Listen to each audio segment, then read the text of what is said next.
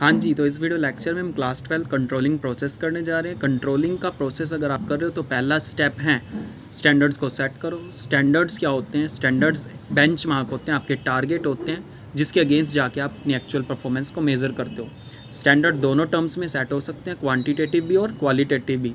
Standards flexible होने चाहिए ताकि चेंजेस के हिसाब से, एनवायरनमेंट में जो चेंज आ रहे हैं उनके हिसाब से ये भी चेंज हो जाए, मॉडिफाई हो जाए। दूसरा, आपको अपनी एक्चुअल परफॉर्मेंस को मेज़र करना है, measurement of actual performance. Actual performance को मेज़र करने के लिए यहाँ पे बड़ी सारी टेक्निक्स होती हैं, जैसे परफॉर्मेंस रिपोर्ट तैयार करना, पर्सनली ऑब्ज़र्व करना, तो बड़ी सारी टेक्निक्स हैं।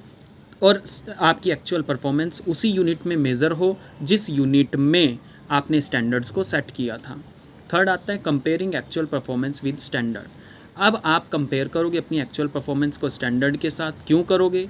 ताकि आप डेविएशंस को फाइंड आउट कर सको। डेविएशंस क्या होते हैं? डेविएशंस डिफरेंस होते हैं किसके बीच में?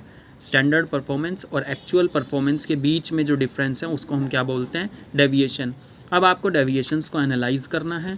डेविएशंस को एनालाइज करने के लिए आपके पास 2 principles of controlling are there. पहला CPC यानी कि critical point control. Critical point control कहते हैं की रिजल्ट एरिया पर फोकस करा जाए। और एक होता है management by exception. Management by exception कहता है सिग्निफिकेंट डेविएशंस पर ही फोकस करा जाए, यानी कि आप एक रेंज सेट करेंगे, अगर उस रेंज से डेविएशंस ज़्यादा पहुंच जाते हैं तो जा कर के आप उस बात को नोटिस ऑफ मैनेजमेंट तक लाओगे, अदरवाइज़ कोई दिक्कत वाली बात नहीं है। लास्ट में जैसे ही आपके डेविएशंस एनालाइज हो जाएं, अब आप क्या करो? एक्शंस लो, यानी कि टेकिंग करेक्टिव एक्शन।